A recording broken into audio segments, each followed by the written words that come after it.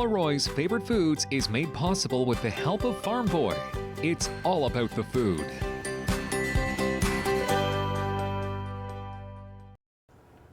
So whether it's our frequent overnight guests or our really busy friends who can't seem to gather with us in the evening, we're hosting a lot of brunch buffets these days. And on this episode of Paula Roy's Favorite Foods, I can't wait to show you 3 of my favorite morning treats.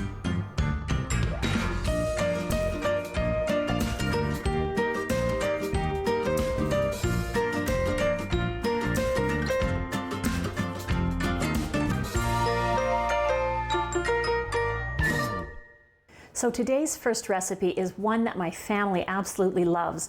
Of course, eggs are natural for a brunch buffet, and this sort of Tex-Mex inspired preparation is a snap to make. We're going to start by making some tortilla cups. So we've got some little 4-inch flour tortillas, 10 centimeters if you want the other measurement. If you can't find small ones, you can just cut down larger ones. I do recommend flour tortillas rather than corn. They seem to be a bit more pliable, and I haven't tried it with a gluten-free tortilla, so that might be something you want to experiment with. So you need to spray the tortillas with some oil or brush them. I often have oil in a pump sprayer.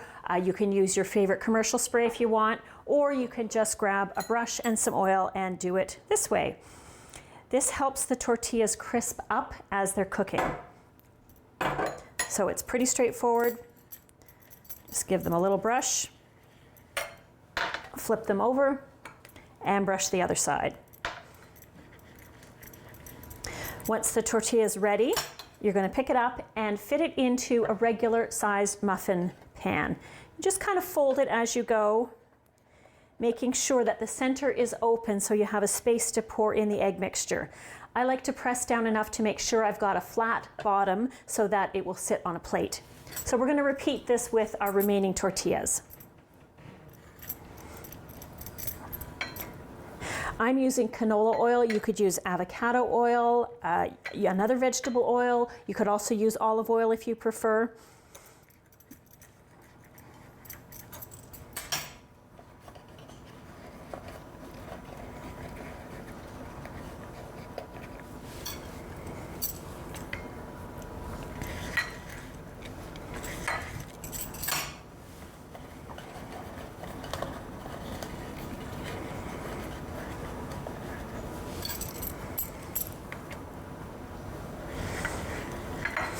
I have had people ask me if you can make the tortillas ahead of time, and unfortunately you really can't. They'll get dried out if you brush them and put them in the pans and they sit too long. Any spots that don't have oil on them will get brittle and dry. So it is something that does have to be done at the last minute. However, the fillings can all be prepared ahead of time.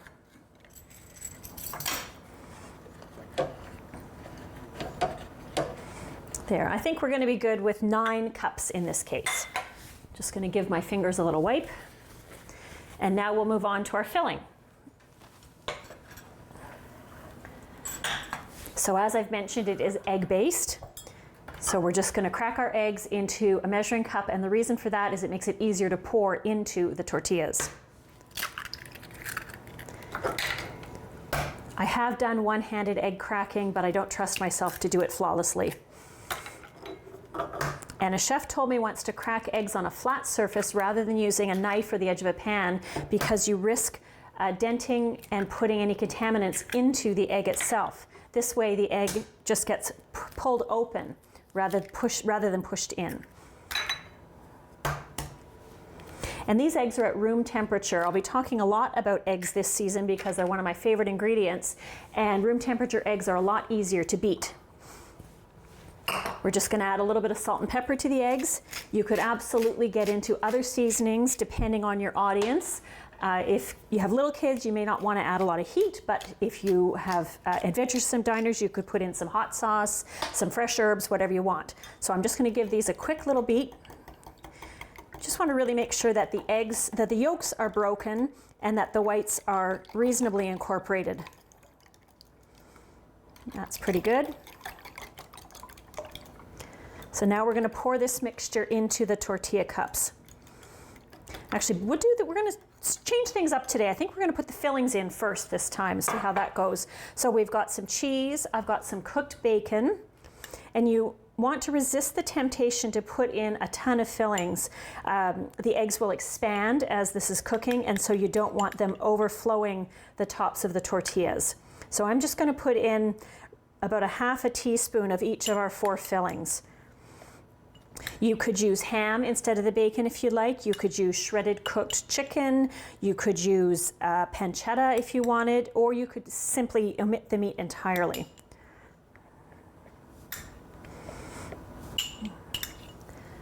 Just divvy up these last few little bits here.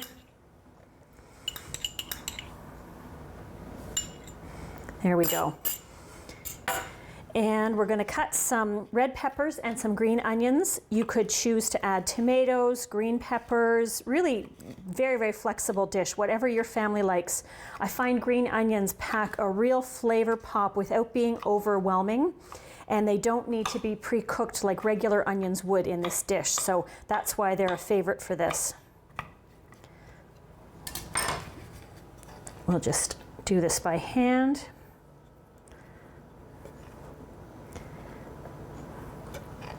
I like the color contrast of using red peppers here, but as I said, green would be good, yellow or orange, good as well. And if you're a fan of jalapenos, they could be a terrific add-in too.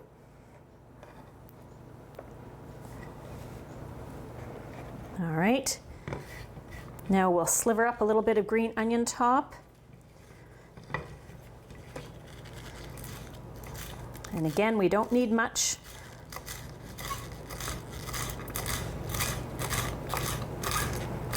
That should do it.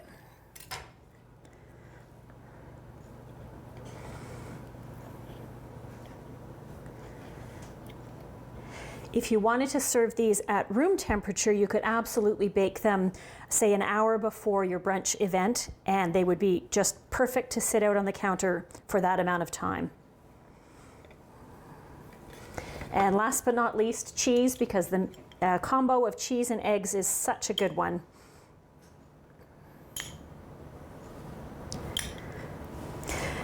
Another great thing about this dish is you could make it an interactive station where guests come and assemble their own little tortilla egg cups. Really fun way to get kids involved in a meal. All right, now it's time for the eggs. Give them one quick last whisk.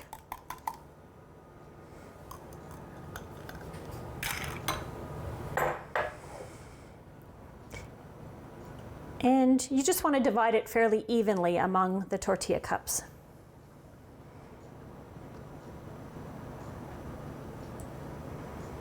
You can see how this measuring cup makes it a lot easier to pour than if I were trying to do it from a bowl or even spoon it out of another vessel.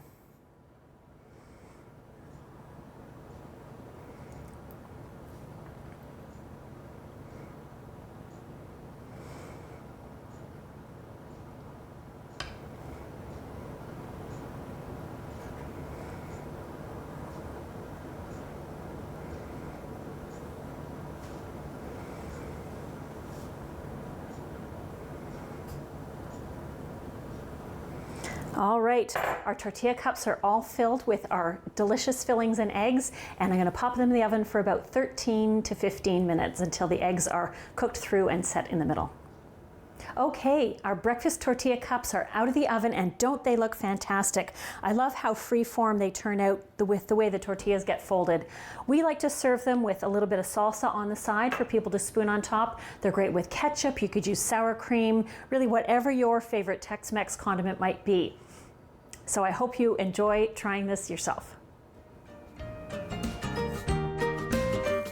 Our next recipe today is something I often describe as fancy tater tots. These delicious little make-ahead beauties are quick to prepare and will likely appeal to all ages at your next brunch gathering.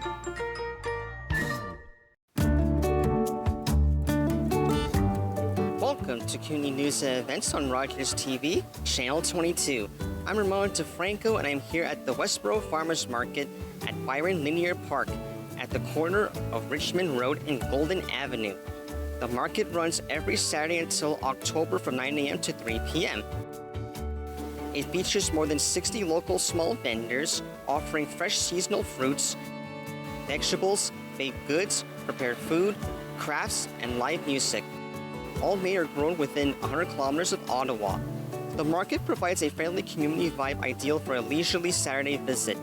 There are other markets located in Barrhaven, Orleans, Main Street, and at Lansdowne Park. For more information, visit ottawafarmersmarket.ca.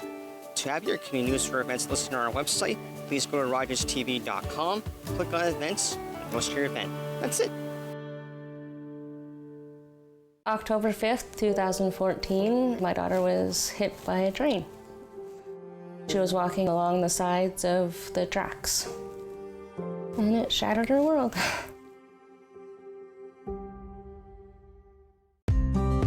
Are you a passionate content creator ready to expand your audience reach? Do you have unique stories, captivating hobbies, or special interests that deserve a spotlight? Rogers TV is here to amplify your voice within the community. We offer you the platform to broadcast your content to a wider audience. And the best part, it's completely free. Don't miss this opportunity to share your vision and engage with viewers. Find out how Rogers TV can transform your content journey today.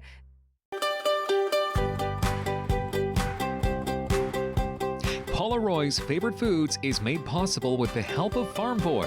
It's all about the food.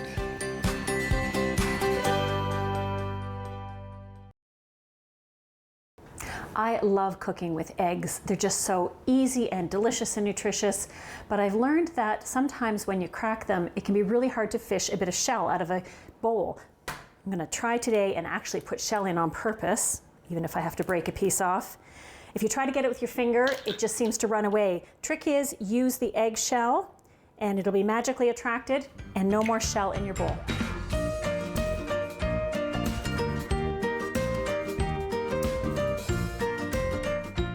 So I just told you I like to call this recipe fancy tater tots.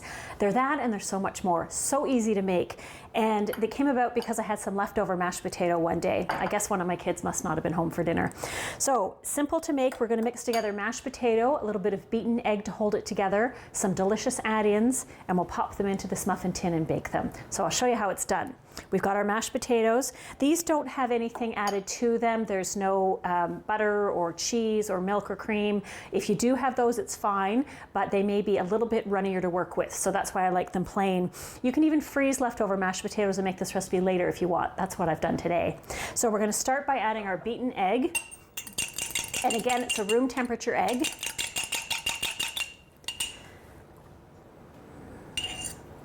And then we've got some really tasty things to put in the inside the puffs. Now you can freestyle this, add what you like. I've got some diced cooked pancetta, which is like fancy Italian bacon. It takes a long time to cook it to render off the fat, but what's left is almost like candy. It's so good. So in goes our pancetta. I like a mixture of cheeses, so I've got a cheddar blend here, and I've got some Parmesan cheese as well. And last but not least, my trusty green onions that I love to add to so many things. Part of the reason I love them is that they're really economical and they last in the fridge for literally weeks. So you don't have to worry that they're gonna spoil before you use them up. And a hot tip, if they've got a nice root end, you can stick that in a glass of water and the onion will start to regrow if you stick it on your windowsill or something. So in with our green onions. So very simple ingredients.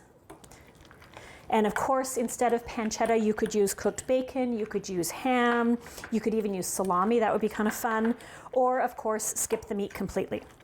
And you just want to stir it enough to make sure that everything's blended. Doesn't take too long. That's it. And I'm going to use a cookie scoop to fill the muffin pans. It's so easy, these lever scoops. I get mine at Lee Valley Tools, great Canadian company. You can find them elsewhere. And you just want to make sure it's a good sturdy one if you're going to use it with thick doughs and that sort of thing. So we just scoop it up. And you can see I call them fancy tater tots because that's almost the size. They're a little bigger than some commercial tater tots, but it's still definitely a one-bite treat. You can grease the pan with butter or oil if you prefer. I find that the papers are just so easy, but you do have to wait for the tots to cool at the end, or the puffs, so that you can peel the paper off. And another great thing about this dish is that you can make and bake these potato and pancetta puffs and freeze them or refrigerate them and then reheat them in the oven right before you go to serve them. And they are delicious at room temperature as well. I have a little bit more mixture than I need for my pan, so I'm going to be able to just refrigerate the mixture and finish baking it later. Now, in terms of other add-ins for this, you could consider peppers. I've even put in sauteed or caramelized onions. They're really good. You can come up with kind of your own neat flavor profile. I have seen these done with cheese curds tucked in the middle of the potatoes, and then you can serve them with a little bit of gravy for dipping. So it's kind of like a poutine potato puff, so that's really fun. So just take a look at what you've got in your cupboard or your fridge if you decide you're going to make these, and you may find you have everything that you need. So now that the compartments are filled, I'm going to put this in the oven, and they won't take long to puff up a little bit and bake, and they're going to come out golden brown and delicious. All right, our potato and pancetta puffs are out of the oven, and don't they look fantastic? They bake for about 20 minutes, and certainly you could make larger ones in a regular size muffin pan if you want. You do need to increase the baking time to maybe about 25 minutes. Forgot to mention, this is a great recipe because it's gluten-free, so if that's something important to you for your breakfast buffet, keep that in mind. And I like to serve it with a couple of different dippers. We've got some aioli here, like a garlic mayonnaise, which is fantastic, and ketchup is another potatoes ketchup, why not kind of combination. You can also serve it with some wedges of lime, which somehow just makes the flavor pop if people have a wedge on their plate and they just give it a little squeeze before they bite in. So enjoy potato pancetta puffs if you decide to go ahead and try this great recipe. You're likely very familiar with sweet donuts, but did you know savory ones are becoming increasingly popular? I recently decided to try my hand at a uniquely flavored donut, and it's been on repeat ever since. Once you see the recipe, you'll likely understand why.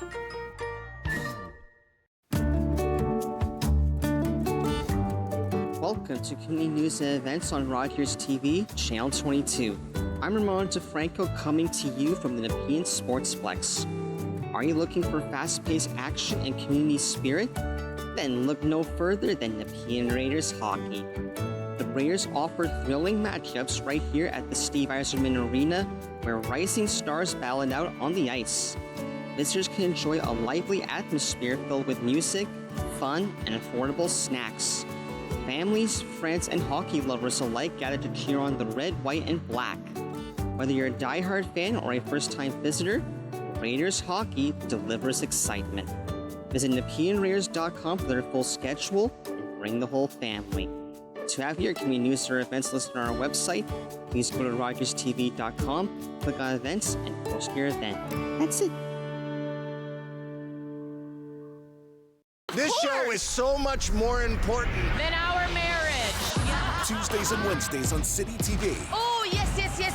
America's Got Talent. 2 nights. What? You are amazing. It was perfect. Whoa! It was spectacular. What are we thinking? Yes! Absolutely yes. 2 nights of America's Got Talent. You deserve it! All new Tuesdays and Wednesdays, 8, 7 Central on City TV. On the next hour to give, we're going to be talking about a challenging but important subject called sibling sexual abuse. Nancy Morris from Siblings 2 will join us. I hope you join us then. I'm Sam LaPrade.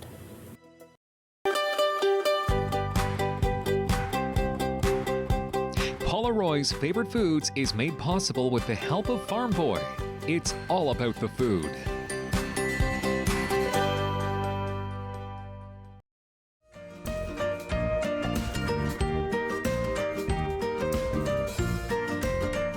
All right, if you've been watching the earlier part of this episode, I am sure you're wondering what goes into a savory donut. Well, watch and find out. It's typical donut ingredients. You've got some liquid. In this case, we're going to use buttermilk, egg, flour, baking powder, baking soda, what you'd expect, but then there's some fun things added on top of that. So we're going to start by getting our dry ingredients blended. We've got some flour here in our bowl. Going to add just a little bit of white sugar. You don't want them to be too sweet, but they need a little bit of sweetness. Some baking powder, baking soda, and I like smoky paprika for a little bit of flavor. And then last but not least, good thing I didn't knock that over, a little bit of salt and pepper.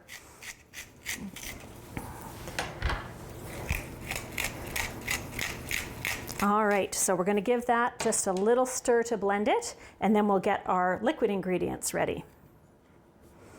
So we've got some milk. We're going to make homemade buttermilk equivalent. It's not quite the same as commercial buttermilk, but it does just the same job. So this milk is at room temperature, and we're going to add just about a teaspoon or so of vinegar. You could add lemon juice if you prefer. And what that does is it sort of curdles the milk in a good way, changes the consistency, so it's going to behave a bit more like buttermilk, and it will react with the baking soda to make it a bit more effervescent. So we're going to add to that a beaten egg. Again, with our eggs for breakfast theme, all these dishes have a little bit or a lot of egg in them. In that goes. And then we're going to add that to the dry ingredients. Just to make the mixing even easier, I'm going to put in the cheese and ham at this time because we're making ham and cheese donuts. So I've got some shredded Swiss cheese. You could use another cheese if you prefer. I like the kind of grown-up flavor of Swiss cheese, and it plays really well with the ham, but cheddar, mozzarella would be great, even Parmesan as well. Then we've got some diced ham. This is a great use for leftover ham, say from a seasonal festive meal and you just don't quite have enough to make another whole meal out of it. And of course, once again, my beloved green onions. And as you consider making this recipe, I'm sure you can think of other fun savory combos that you might want to put together. All right, so now we're going to add our liquids. We're just going to pour them all in. This is a very forgiving batter, so you don't have to worry about making it perfectly smooth.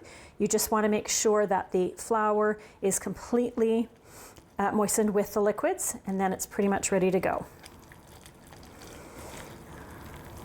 Because the baking powder and baking soda are in this already, you do want to proceed to the baking stage pretty quickly. A baking powder dough can hold a little bit longer than one that has baking soda in it because it activates so fast. So now we're going to put it into our greased donut pan. I've used butter. This is a nonstick pan, but I find a little bit of butter just adds some flavor, and it also makes sure they're going to pop out really easily. If you don't have a donut pan, you could absolutely bake these as little mini muffins or regular size muffins, and that would be really good. So I find the easiest way to fill these little circular compartments is to transfer the batter into a bag and snip the corner and use it like a piping bag. So that's what we're going to do. It takes just a little extra time, but it's so much easier.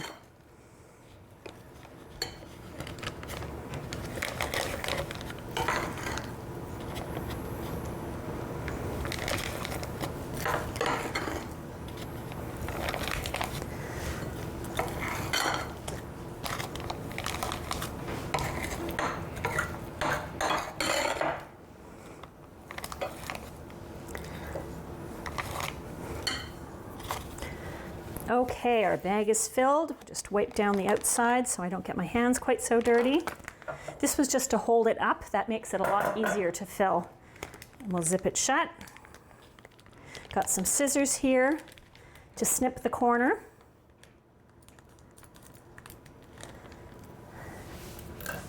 And now we'll just fill these compartments.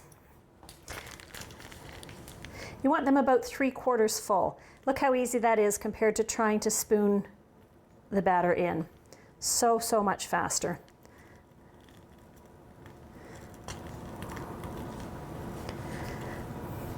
When I was growing up, I had an uncle in Prince Edward Island who made homemade donuts whenever we visited, and it was like going to a fair. They were just hot out of the oil and rolled in cinnamon and sugar. So delicious. And while I love those donuts and always will, I do prefer baked donuts. They're quite a bit healthier and you don't have to deal with hot oil. So this makes this a great cooking project with kids.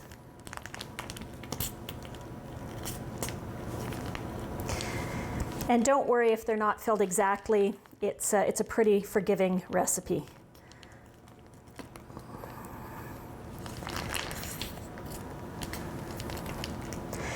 Depending on how full you fill the pan, you may get 10, 11, or 12 donuts.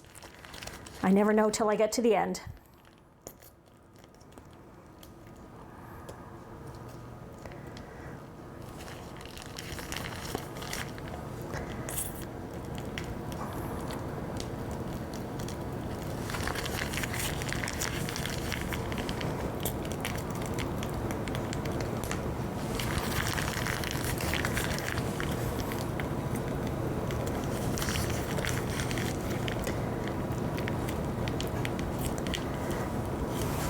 All right, we've got 12 compartments filled, hooray.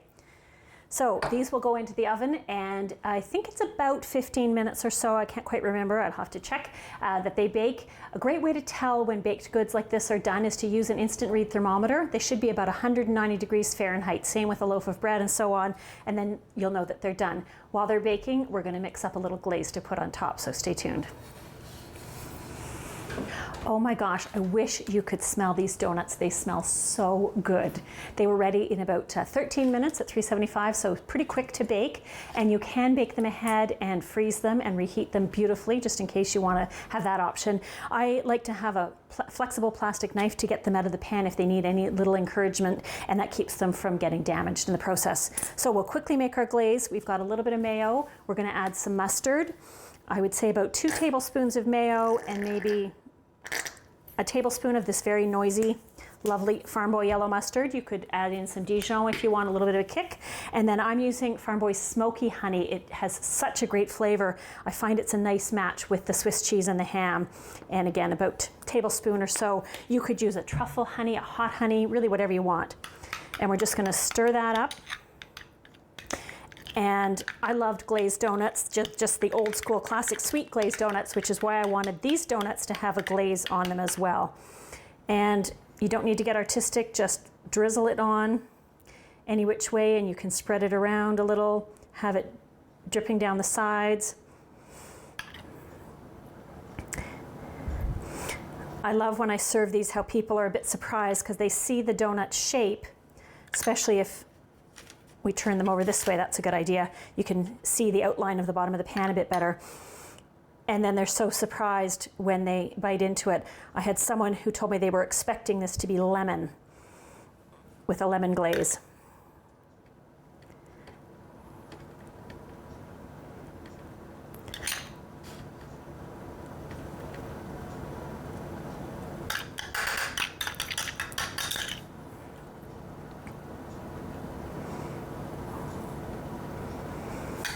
There we go. We've got our glazed honey and mustard glaze on top of our ham and cheese donuts, and they're gonna taste terrific. I hope that these 3 recipes will inspire you to host more brunch parties in the near future. It's such a fun way to start the day, and once the cleanup's done, you've still got much of the day to relax. Treat yourself and your guests to breakfast tortilla cups, potato and pancetta puffs, or ham and cheese donuts, and everyone will get their day started just right.